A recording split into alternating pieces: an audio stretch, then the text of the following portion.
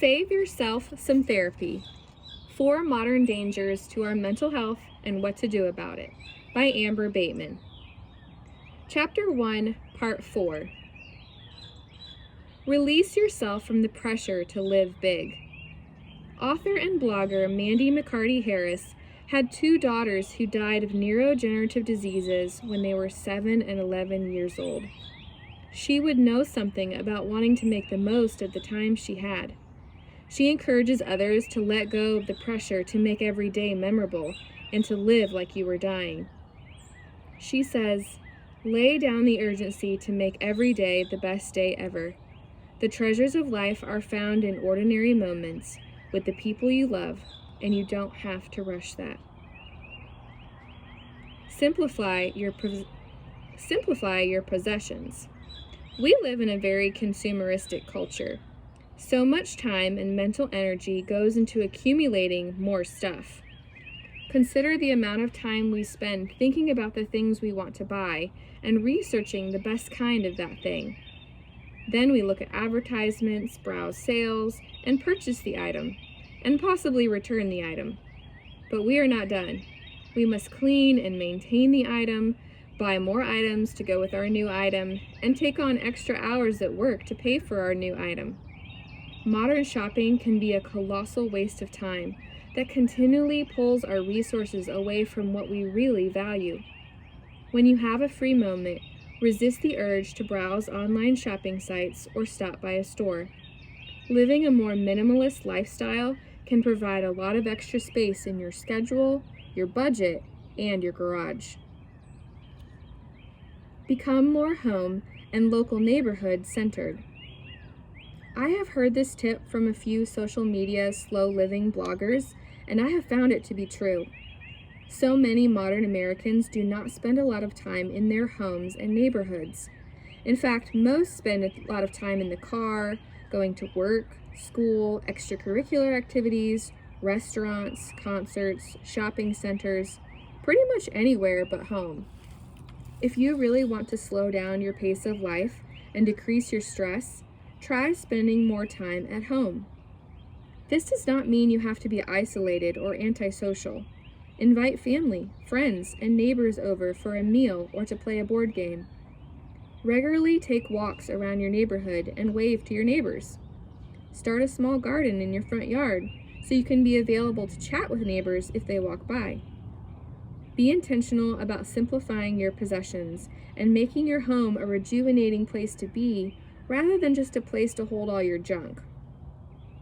It does not need to take a lot of money or skill to improve the atmosphere of your home.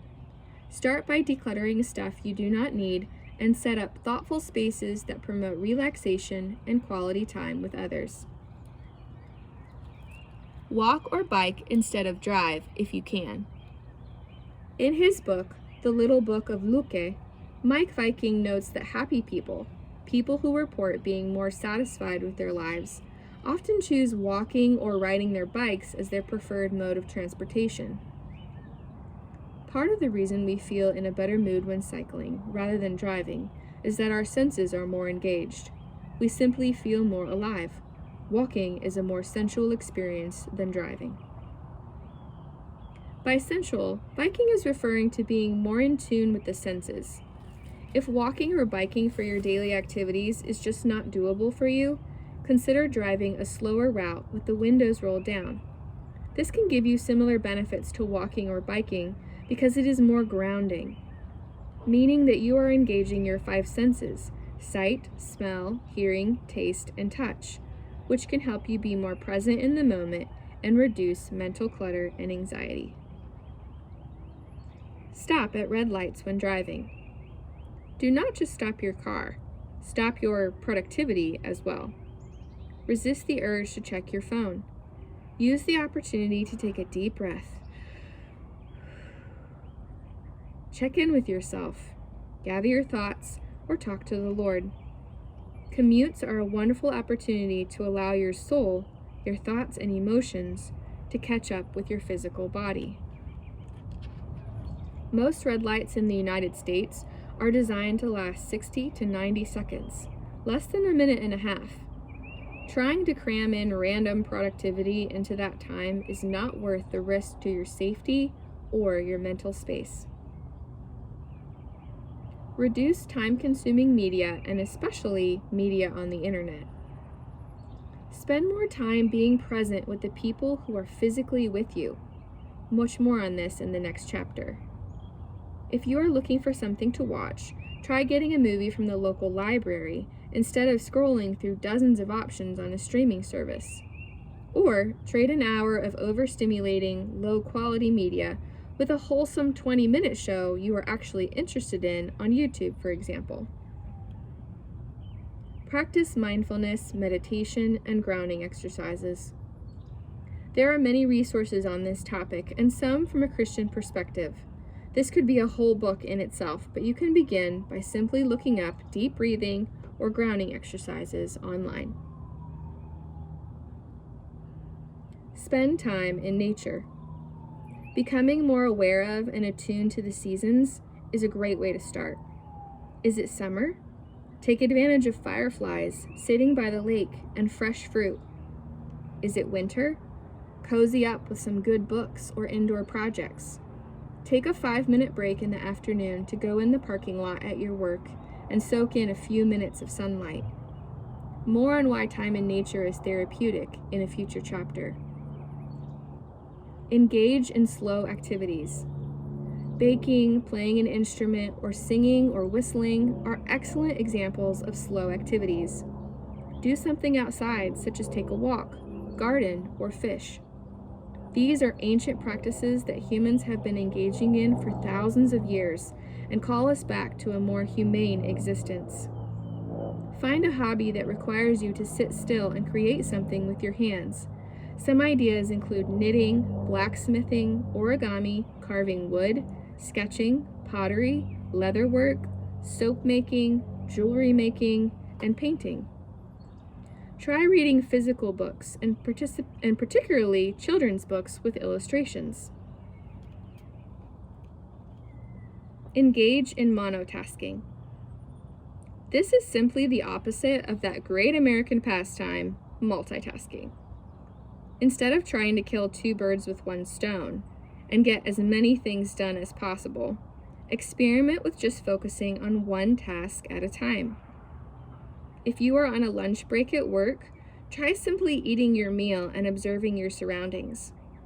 Resist the temptation to look up something, scroll social media, pay a bill online, or respond to non-emergency texts. You made me fascinated, as I was, that the whole world did not implode into a million pieces because I slowed down long enough to dedicate 15 minutes of uninterrupted time to simply eating my lunch. In fact, you may discover that you become more productive, more alive, and more useful to others. I had been mulling over the title of this book for months. I knew the subtitle pretty early on, but that main title was out of my reach long after I began writing the book. One lunch break at work, I started to pull up a YouTube video on my computer as I sat down with my microwave leftovers. It occurred to me that there really was not anything I wanted to watch, and that instead I should simply eat my lunch. I opened the window of my office to let in some fresh air and munched away as I gazed at the weeds in the empty lot behind our office. To my surprise and amusement, a groundhog poked his head out of the weeds and stared at me. I smiled, and immediately it came to me. Save yourself some therapy. That's it, I muttered to myself. I am convinced that the Lord gave me the title to this book right at the moment that I actually applied what I was inviting others to do. I slowed down, and the inspiration came. Reflective questions. Do you think hurriedness is a problem for our culture? In what ways or areas of your life do you struggle with hurriedness? Are there any areas of your life where you feel you are pretty good at being present? What helps you be able to be present in those times? Do you know anyone who is particularly strong in the area of being present and not being hurried? What hesitations or objections do you have to slowing down and being more present? What is one small or large step you could take to practice slowing down and being more present? Recommended resources: The Ruthless Elimination of Hurry by John Mark Comer. In the Praise of Slowness by Carl Honore.